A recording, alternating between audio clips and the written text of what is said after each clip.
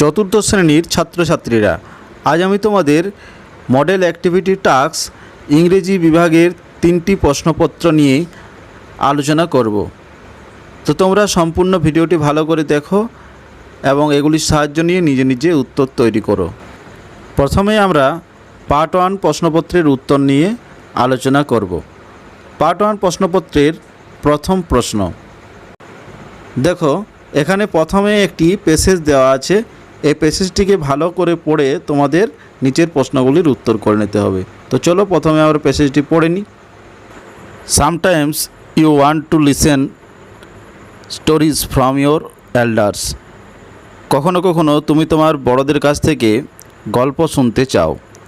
Your elders usually tell you stories that have imaginary creatures and events. তোমার বড়রা তোমাকে সাধারণত কিছু কাল্পনিক ঘটনা বা পশু পাখির নিয়ে গল্প বলে। Such type of wonders tale are called fairy tales. এইসব গল্পগুলিকে পরিগল্প বলা হয়। Although this stories always do not have a fairy. যদিও এইসব গল্পে কোনো পরি থাকে না। Yet the stories almost always carry some valuable message. যদিও এইসব গল্প কিছু মূল্যবান শিক্ষা দিয়ে যায়। There are a number of fairy tales from different countries. অনেক ধরনের পরিগল্প বিভিন্ন দেশে প্রচলিত আছে। Each countries ads its own flavour of a tale. বিভিন্ন দেশে পরিগল্পের বিভিন্ন রকম স্বাদ পাওয়া যায়। A fairy tale usually start with long ago or once upon a time. পরিগল্পগুলো সাধারণত শুরু হয় অনেক দিন আগে বা ওয়ান্স আপন এ টাইম অর্থাৎ কোনো এক সময়ে। Some popular fairy tales are Cinderella, frog prince, Aladdin, beauty and the beast. কিছু জনপ্রিয় পরিগল্প হলো Cinderella, frog prince, Aladdin, beauty and the beast. তো এই প্যাসেজটি পড়ে তোমাকে নিচের অ্যাক্টিভিটি টাস্কটি পূরণ করতে হবে। নিচের অ্যাক্টিভিটি টাস্কে 2টি কলাম দেওয়া আছে, এ কলাম এবং বি কলাম। এ কলামের সাথে বি কলাম মিলিয়ে তোমাকে নিচে 3টি সেন্টেন্স লিখতে হবে। এ কলামে দেখো কি দেওয়া আছে। 1 নম্বরে ফেয়ারি টেলস অলওয়েজ। তো আমরা উপরে পড়েছি ফেয়ারি টেলস অলওয়েজ অর্থাৎ পরিগল্পে সর্বদা do not have a fairy, সবসময় পরি থাকে না। 2 নম্বরে কি আছে, each country adds its own flavour to a fairy tales. আমরা উপরে পড়েছি যে প্রত্যেকটি দেশে পরিগল্পে বিভিন্ন রকমের স্বাদ থাকে। 3 নম্বরে দেখো কি আছে, Beauty and the Beast is a popular fairy tales. আমরা এই প্যাসেজটির একদম শেষের যে সেন্টেন্সটি সেখানে পড়েছি বিউটি অ্যান্ড দ্য বিস্ট হচ্ছে একটি জনপ্রিয় পরিগল্প। এরপর আমরা অ্যাক্টিভিটি 2তে চলে যাব। প্রথম প্রশ্ন, change the underline singular nouns to plural and rewrite the sentence in the given space. অর্থাৎ সিঙ্গুলার নাম্বারগুলিকে প্লুরাল নাম্বারে করে বাক্যটিকে পুনরায় লিখতে হবে। একটি করে দেওয়া আছে, দেখো, some monkey are hanging from the branch of the banyan tree. উত্তর কি করে দেওয়া আছে, সাম মাঙ্কিজ অর্থাৎ মাঙ্কিটা মাঙ্কিজ এস যোগ হয়ে মাঙ্কিজ হয়ে গেল। আর হ্যাঙ্গিং ফ্রম দ্য ব্রাঞ্চেস অর্থাৎ ব্রাঞ্চটা সাথে ইএস যোগ করে ব্রাঞ্চেস হয়ে গেল অফ দ্য ব্যানিয়ান ট্রি। এভাবে নিচে 2টি করতে হবে। 1 নম্বরে কি আছে, দ্য ম্যান কাটস দিস লোভ উইথ শার্প নাইফ। এখানে লোভ আর নাইফটাকে প্লুরাল নাম্বারে করে বাক্যটিকে লিখতে হবে। তো দেখো আমি উত্তর করে দিয়েছি। তোমরা নিশ্চয়ই জানো যে কোনো সিঙ্গুলার নাম্বারের ওয়ার্ডের শেষে যদি এফ বা এফই থাকে তাহলে প্লুরাল নাম্বারে গিয়ে ভিএস যোগ করে লিখতে হয়। তো এখানে দ্য ম্যান কাটস দিস, লোভটা হয়ে যাবে লোভস, LOAVES, উইথ শার্প নাইফটা হয়ে যাবে নাইভস, KNIVES। তো এভাবে তোমরা লিখবে। 2 নম্বরে দেখো কি আছে, the boy saw many deer in the zoo. তো এখানে ডিয়ারটাকে প্লুরাল নাম্বারে করে বাক্যটা লিখতে হবে। তো কিছু কিছু ওয়ার্ড আছে তাদের সিঙ্গুলার নাম্বারে যা হয় প্লুরাল নাম্বারও তাই হয়। এখানে ডিয়ারটা সেরকম একটি উদাহরণ।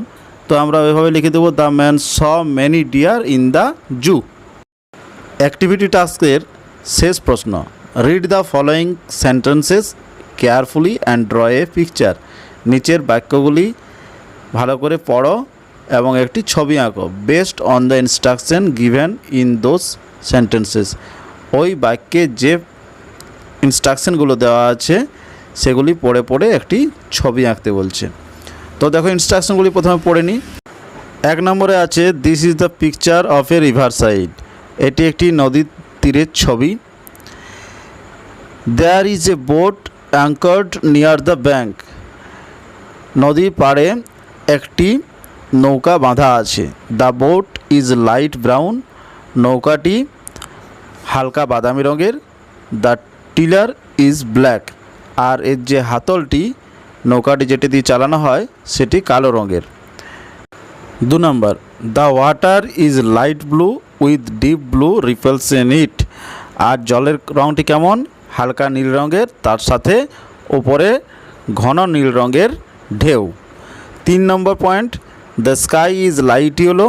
আকাশটি হচ্ছে হালকা হলুদ রঙের অ্যান্ড লাইট অরেঞ্জ এবং হালকা কমলা রঙের। 4 নম্বর পয়েন্ট কী আছে? Birds are flying. আকাশে পাখিরা উড়ছে। There are some green bushes on the bank of the river. আর নদীর পাড়ে কিছু সবুজ সবুজ ঝোপঝাড় আছে। তো দেখো আমি একটা ছবি আঁকার চেষ্টা করেছি, তোমরা এভাবে ছবিটি এঁকে নিতে পারো। তারপর যেমন যেমন রং করতে বলেছে সেরকম রং করে দেবে। দেখো আমি বাদামি রঙের নৌকাটি করেছি, জলটি হালকা নীল রঙের করেছি, তার উপরে গাঢ় নীল রঙের ঢেউ দিয়ে দিয়েছি। আকাশটি হালকা হলুদ এবং হালকা কমলা রঙের করেছি। আকাশে পাখি উড়ে বেড়াচ্ছে এবং নদীর পাড়ে কিছু সবুজ রঙের ঝোপঝাড়ও এঁকে দিয়েছি। তোমরা এভাবে চেষ্টা করো। এবার আমরা পার্ট 2 প্রশ্নপত্র নিয়ে আলোচনা করব। পার্ট 2 এর প্রথম প্রশ্ন, complete the following sentences with suitable pronounce. উপযুক্ত প্রোনাউন্স দিয়ে নিচের বাক্যগুলি পূরণ করো। 2 আর ডান ফর ইউ, তোমার জন্য 2টি করে দেওয়া আছে। Mita goes to market with her mother. Mita একজন মেয়ের নাম, তার জন্য এখানে হার বসেছে, উইথ হার মাদার। তারপর আরেকটা করে দেওয়া আছে, দেখো, the teacher called Amit and Tina. শিক্ষক মহাশয় অমিত আর টিনাকে ডেকেছিলেন। She wanted them to perform on stage. তিনি তাদেরকে স্টেজে পারফর্ম করাতে চেয়েছিলেন। 1 নম্বরে কি আছে দেখো, Varun and dash brother go to play football in the nearby park every afternoon. Varun এবং তার ভাই প্রত্যেক দিন বিকেলে কাছের একটি পার্কে ফুটবল খেলতে যায়। তাহলে বরুণ এবং তার ভাই, তাহলে কি বরুণ একজন ছেলে, তাই এখানে হিজ বসবে। এরপর দুয়েরটা করে নিই, my friend invited dash to her birthday party. আমার বন্ধু আমাকে তার জন্মদিনের পার্টিতে নেমন্তন্ন করেছিল। আমাকে নেমন্তন্ন করেছিল, তাহলে শূন্যস্থানে কী বসবে? আমাকে ইংরেজি মি, তাহলে এখানে মি বসিয়ে দেবে। 3 নম্বর, mother called Riya and Priya. She wanted dash to have their lunch. মা রিয়া এবং প্রিয়াকে ডেকেছিলেন, তিনি তাদেরকে দুপুরের খাবার দিতে চেয়েছিলেন। তাহলে তাদের ইংরেজি কি? দেম। তাহলে C wanted them two have their lunch. এভাবে অ্যাক্টিভিটি টাস্কের প্রথম প্রশ্নের উত্তরগুলো করে নেবে। এরপর চলো তাহলে আমরা অ্যাক্টিভিটি 2 এর প্রশ্নের উত্তরগুলো করে নিই। Write antonyms of the following word choosing from the list given below. নিচের তালিকা থেকে শব্দ নিয়ে তোমাদের এগুলির বিপরীত শব্দ লিখতে হবে। তো প্রথমে দেওয়া আছে দেখো, ডিফিকাল্ট। ডিফিকাল্ট মানে হচ্ছে কঠিন, তার বিপরীত শব্দ হচ্ছে ইজি। আউটডোর অর্থাৎ বাইরে, তার বিপরীত শব্দ কি? নিচের লিস্টে দেখো দেওয়া আছে ইনডোর অর্থাৎ ভিতরে, তাহলে আমরা ইনডোর লিখে দেব। তারপর 3 নম্বর দেখো দেওয়া আছে ফিনিশ অর্থাৎ শেষ, তাহলে তার বিপরীত শব্দ কি হবে? স্টার্ট অর্থাৎ শুরু। এরপর অ্যাক্টিভিটি 3 প্রশ্নের উত্তরগুলো করে নেব। প্রশ্নটাকে পড়ে নিই। Read the following jumble letters rearrange those letters to make meaningful words by following the instruction given in brackets. Make sentence with the words that you have formed.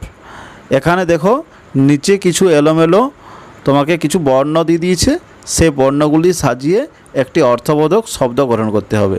তারপর সেই শব্দ দিয়ে তোমাকে একটি বাক্য লিখতে হবে। তো প্রথমে আমরা এলোমেলো বর্ণগুলি সাজিয়ে শব্দ গঠন করে নিই। প্রথমে আছে OVICTRY, এটিকে সাজালে হবে VICTORY, ভিক্টোরি অর্থাৎ জয়। দ্বিতীয় নম্বরে আছে FDEAET, এটাকে সাজালে হবে DEFEAT, অর্থাৎ ডিফিট অর্থাৎ পরাজয়। ভিক্টরি দিয়ে দেখো একটি আমি বাক্য গঠন করেছি। It was impossible to victory the game without Apu. অপুকে ছাড়া খেলাটা জেতা প্রায় অসম্ভব হয়ে গিয়েছিল। তারপর দেখো ডিফিট, ডিফিট দিয়ে আমি 2 নম্বরে একটি বাক্য গঠন করেছি। Shimultala teams defeated Motiganj teams. শিমুলতলার টিম মতিগঞ্জ টিমকে হারিয়েছিল। এভাবে তোমরাও নিজের মতো করে দুটি বাক্য গঠন করবে। এরপর আমরা পার্ট 3 প্রশ্নপত্রের উত্তর করে নেব। পার্ট 3তে প্রথমে একটি দেখো প্যাসেজ দেওয়া আছে, প্যাসেজটি তোমরা ভালো করে পড়ে নেবে, তারপর নিচের উত্তরগুলি করবে। কেমন? প্রথমে আমি পড়ে দিচ্ছি, দেখো। India was in the clutches of the British for more than 200 years. Bharat 200 বছরেরও বেশি সময় ধরে ব্রিটিশদের অধীনে ছিল। দে ওয়ার ভেরি ক্রুয়েল, তারা খুব নিষ্ঠুর ছিল। The Indians did not like them, ভারতীয়রা তাদের পছন্দ করত না। People fought for the freedom of their motherland, লোকেরা তাদের মাতৃভূমিকে স্বাধীন করার জন্য লড়েছিল। They did not hesitate to follow leaders like Netaji Subhas Chandra Bose and Mahatma Gandhi, তারা নেতাজি সুভাষচন্দ্র বোস এবং মহাত্মা গান্ধীর মতো নেতাকে অনুসরণ করতে দ্বিধাবোধ করেনি। The Indians loved their motherland dearly, ভারতীয়রা তাদের মাতৃভূমিকে খুব বেশি ভালোবাসে। They chased them out of the country, তারা ব্রিটিশদের দেশ থেকে বিতাড়িত করেছিল। India got freedom on 15th August 1947, ভারত 1947 সালের 15 আগস্ট স্বাধীন হয়েছিল। The day is observed as the Independence Day, এই দিন স্বাধীনতা দিবস হিসাবে পালিত হয়। অফ ইন্ডিয়া, ইন্ডিয়াতে স্বাধীনতা দিবস হিসাবে পালিত হয়। We host the national flag and sing hour national anthem জনগণ মন অন দ্যাট ডে, আমরা ওই দিনে আমাদের জাতীয় পতাকা উত্তোলন করি এবং আমাদের জাতীয় সঙ্গীত জনগণ মন সঙ্গীতটি গাই। জনগণ মন ওয়াজ রিটেন বাই রবীন্দ্রনাথ ঠাকুর, জনগণ মন রবীন্দ্রনাথ ঠাকুর লিখেছিলেন। এরপর আমরা অ্যাক্টিভিটি 1-এর প্রশ্নের উত্তরগুলি করে নেব। Underline the correct answer from the given alternatives. দেখো 3টি প্রশ্ন এখানে দেওয়া আছে এবং কিছু অপশান দেওয়া আছে, 4টি করে অপশান দেওয়া আছে। এই অপশানগুলির মধ্যে কোনটি ঠিক তোমাকে বেছে নিয়ে লিখতে হবে। আমরা যেহেতু উপরের প্যারাগ্রাফটা পড়ে নিয়েছি, তাহলে আমাদের আর করতে কোনো অসুবিধা নেই। তাহলে 1 নম্বর দেখো কি লেখা আছে, the British ruled over India for, ব্রিটিশরা ভারতকে শাসন করেছিল। এই অপশানে দেওয়া আছে 200 ইয়ার্স, বি অপশানে দেওয়া আছে ওভার 200 ইয়ার্স, সি অপশানে দেওয়া আছে 300 ইয়ার্স, ডি অপশানে দেওয়া আছে ওভার 300 ইয়ার্স। তো আমরা উপরে পড়ে নিয়েছি 200 বছরেরও উপরে, তো বি অপশানটি হবে ওভার 200 ইয়ার্স। 2 দেখো কি দেওয়া আছে, India became free on, Bharat স্বাধীন হয়েছিল কত সালে? আমরা উপরে পড়েছি ভারত স্বাধীন হয়েছিল 15th August 1947, তো এই অপশানে এটি আছে 15th August 1947, তো আমরা এই অপশানটির নিচে দাগ দিয়ে দেবো।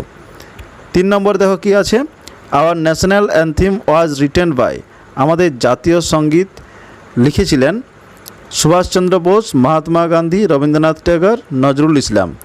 তো আমরা উপরে পড়ে নিয়েছি আমাদের জাতীয় সঙ্গীত জনগণ মন অধি লিখেছিলেন রবীন্দ্রনাথ ট্যাগর। তাই সি অপশানের নিচে আমরা দাগ দিয়ে দেব। অ্যাক্টিভিটি 2 এ কী আছে দেখে নিই। Select the masculine gender, feminine gender, neutral gender and common gender in the following sentences and put them in correct columns. এখানে মাস্কুলাইন জেন্ডার অর্থাৎ পুংলিঙ্গ, ফেমিনাইন জেন্ডার অর্থাৎ স্ত্রীলিঙ্গ, নিউট্রাল জেন্ডার অর্থাৎ ক্লিবলিঙ্গ এবং কমন জেন্ডার অর্থাৎ উভয় লিঙ্গ নির্দিষ্ট ঘরে বাক্য থেকে খুঁজে নিয়ে লিখতে হবে। তাহলে প্রথম সেন্টেন্সটি পড়ে নিয়ে দেখি এখান থেকে কি জেন্ডার পাওয়া যায়। Suraiya is my sister, Suraiya আমার বোন। তাহলে এখানে বোন সিস্টার, সিস্টার কী লিঙ্গ, কী জেন্ডার, ফেমিনাইন জেন্ডার। তাহলে ফেমিনাইন জেন্ডারের ঘরে লিখে দেবো সিস্টার। দ্বিতীয় সেন্টেন্স দেখো আছে Raju and Sumit are friends, Raju আর সুমিত দুই বন্ধু।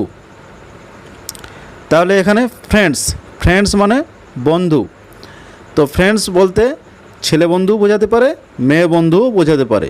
তাহলে ফ্রেন্ডসটি হয়ে গেল কমন জেন্ডার, কমন জেন্ডারের ঘরে লিখে দেবো friends. 3 number Rocky is a dog, Rocky একটি কুকুর। তাহলে এখানে ডগ, ডগ কি, ডগ হচ্ছে মাস্কুলাইন জেন্ডার পুংলিঙ্গ, এর স্ত্রীলিঙ্গ বিচ, কুকুরি। তাহলে আমার মাস্কুলাইনের ঘরে বসে যাবে ডগ। 4 নম্বর there is a clock on the wall, দেওয়ালের উপরে একটি ঘড়ি আছে। তাহলে ক্লক আর ওয়াল এই দুটি হচ্ছে কি ক্লিবলিঙ্গ। ক্লিবলিঙ্গ বলতে কি বোঝায়, যেগুলি পুরুষও নয় আর স্ত্রীও নয়, যেগুলি জড় পদার্থ সেগুলি হচ্ছে ক্লিবলিঙ্গ। তাই নিউট্রাল জেন্ডারের ঘরে আমরা ক্লক এবং ওয়াল বসিয়ে দেব। এরপর পার্ট 3 শেষ প্রশ্ন, অ্যাক্টিভিটি 3 কি প্রশ্ন আছে দেখে নিই। How do you spend your day at home, তুমি তোমার দিনগুলি ঘরে কিভাবে কাটাও সেই সম্বন্ধে রাইট 5 সেন্টেন্স অ্যাবাউট ইট, এ ব্যাপারে 5টি বাক্য লিখতে বলছে। দেখো আমি আমার মতো করে 5টি বাক্য লিখেছি, তোমরা নিজের ভাষায় তোমরাও বানিয়ে বানিয়ে 5টি বাক্য লিখবে। তো আমি প্রথমে দেখো লিখেছি I wake up before sunrise and go to the park to exercise.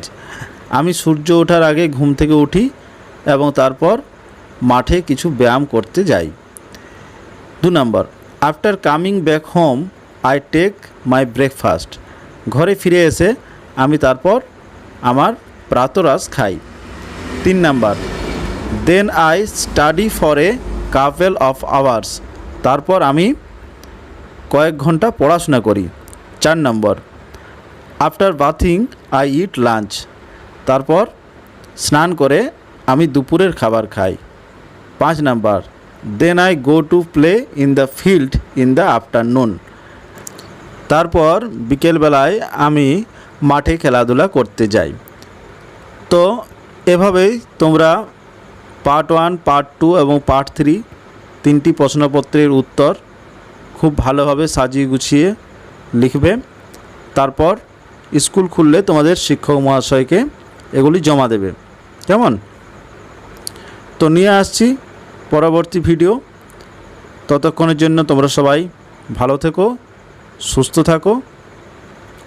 আর এরকম আরও ভিডিও পাওয়ার জন্য অবশ্যই আমার চ্যানেলটিকে সাবস্ক্রাইব করে রাখবে।